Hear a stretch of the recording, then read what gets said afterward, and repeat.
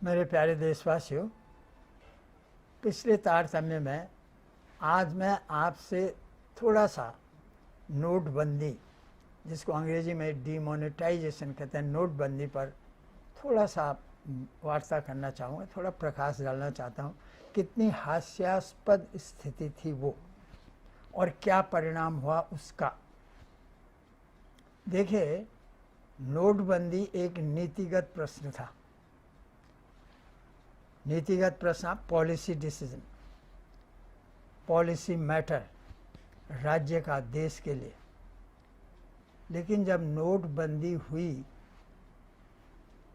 मैंने सुना था यशस्वी प्रधानमंत्री जी को, स्वर्गीय जेटली जी और राजनाथ सिंह जी आए थे टीवी पर, और मैंने स्वयं प्रधानमंत्री जी के मुंह से सुना कि पिछले 1 साल से नोटबंदी की बात चल रही थी, लेकिन किसी भी आदमी, किसी भी एमएलए एमपी तो दूर, कैबिनेट को भी पता नहीं लगा कि नोटबंदी होने वाली है जब तक कि हमने इसकी घोषणा नहीं की।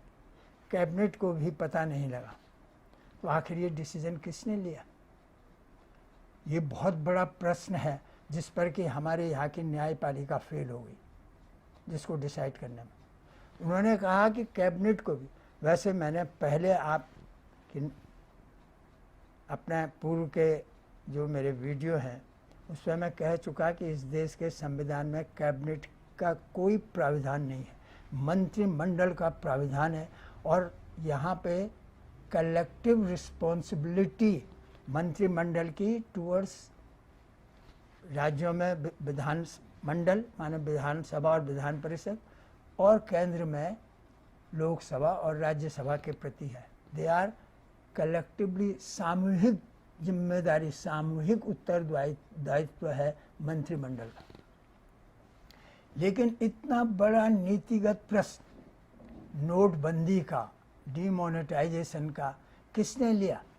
कैबिनेट को पता नहीं, संसद को पता नहीं, रिजर्व बैंक ऑफ इंडिया ने नहीं लिया, रिजर्व बैंक के गवर्नर ने नहीं लिया, तो किसने लिया? ये सवाल सुप्रीम कोर्ट को डिसाइड करना चाहिए था। Who is competent to take the decision of demonetization और व्हाट वी कॉल नोटबंदी इन हिंदी? किसके पास था ये अधिकार? एक व्यक्ति यह सामूहिक था, यह नीतिगत प्रश्न है, तो किस एक व्यक्ति ने लिया? क्यों लिया? कैसे लिया? बिना मंत्रिमंडल की राय के। क्या ये संसद की पावर थी? क्या ये नरेंद्र दामोदर मोदी जी की पावर थी? प्रधानमंत्री की थी? कैबिनेट की थी? मंत्रिमंडल की थी? रिजर्व बैंक ऑफ इंडिया की थी? रिजर्व बैंक ऑफ इंडिया के गवर्नर की थी?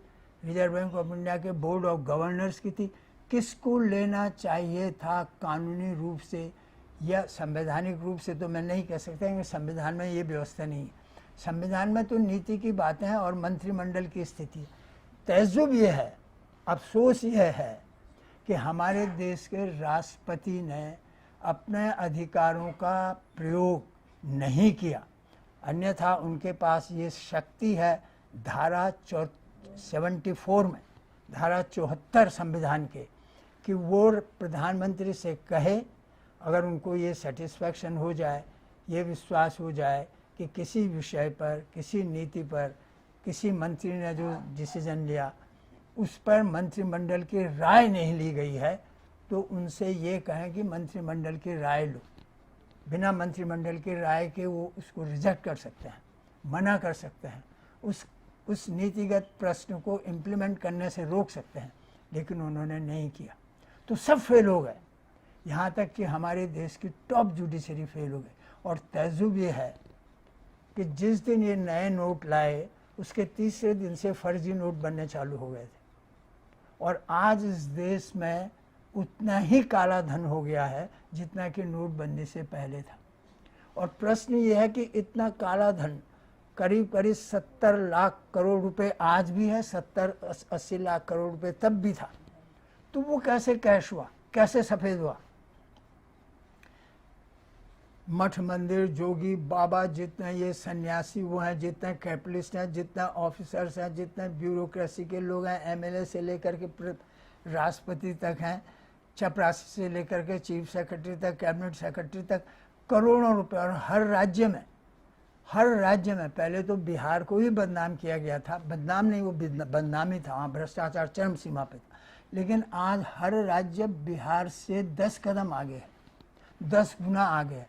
कौन राज्य किसका बाप है, कौन राज्य किस पे ट्रम्प मार रहा है, ये आप नहीं कह सकते। एक एक राज्य में शायद 5-5 लाख करोड़ रुपए तक भी काला धन है कुछ चंद परिवारों के पास, चाहे वो तमिलनाडु में हो, चाहे महाराष्ट्र में हो, चाहे मध्य प्रदेश में हो, चाहे पंजाब में, तो शायद 5 लाख करोड़ काला धन 2-4 परिवारों में ही हो जाएगा। ये स्थिति है। तो फ़ायदा क्या हुआ? काले धन के चक्कर में जब आपने नोटबंदी की, सब लोगों की नौकरी चली गई, हजारों लोग बेरोजगार हो गए। और उसके ऊपर सबसे खतरनाक स्थिति ये हुई कि जो आपने वो गजब ढाने वाला जो 60 टैक्स लगाया था, जीएसटी, उसने तो गरीब गुरबों को बुरी तरह से मार दिया। छोटे छोटे दुकानदार, छोटे छोटे काम करने वाले, कपड़े का, फैशन डिज़ाइन का, ये जितने भी लोग थे सब बेरोजगार हो गए। जीएसटी के चक्कर में सब खत्म। ये लगा कि हम देश की एकता, एक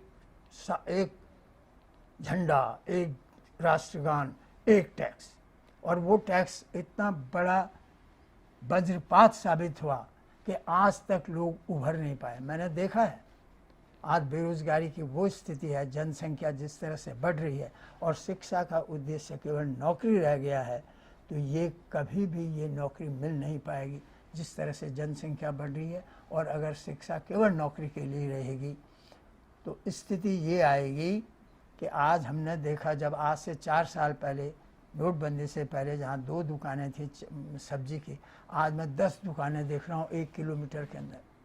जनरल स्टोर जहाँ 3-4 थे, आज 15-15 हो गए। लोग क्या करें? लेकिन धन नहीं, गरीब के पास धन नहीं, आम आदमी को नौकरी नहीं है, तनख्वाहें नहीं है। जब तनख्वाह नहीं है तो आदमी खरीदेगा क्या?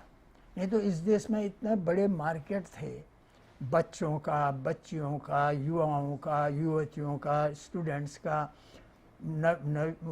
एडल्ट्स का, वयस्कों का, महिलाओं का, वृद्ध आदमियों का, वृद्ध महिलाओं का, इतने मार्केट थे कि हर मार्केट चलता, हर तरह की चीज़ें चलती। लेकिन आदमी के पास परचेजिंग पावर नहीं रह गई। जीएसटी और नोटबंदी उस परचेजिंग पावर को, खरीदने की उस शक्ति को ख़त्म कर चुका।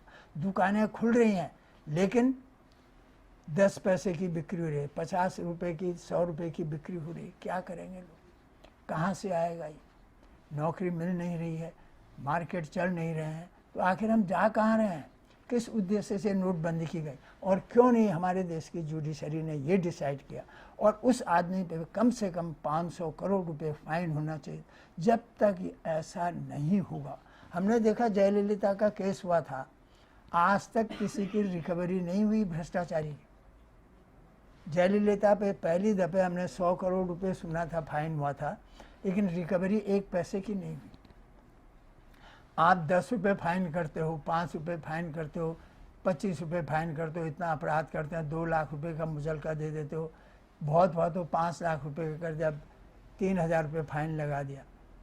अगर ये विदेशों में होता तो 50 करोड़ रुपए, 10,000 करोड़ रुपए, 20,000 करोड़ रुपए, 100 करोड़ रुपए, ऐसे ऐसे फाइन होते हैं। यहाँ तो आदमी मर जाए उसकी कीमत नहीं है। मैं उस पर इसके बाद आऊँगा कि क्या है स्थिति। न्यायपालिका फेल हो गई पूरी तरह से अपनी ड्यूटी निभाने में, जो कि इस देश के संविधान की ट्रस्टी है।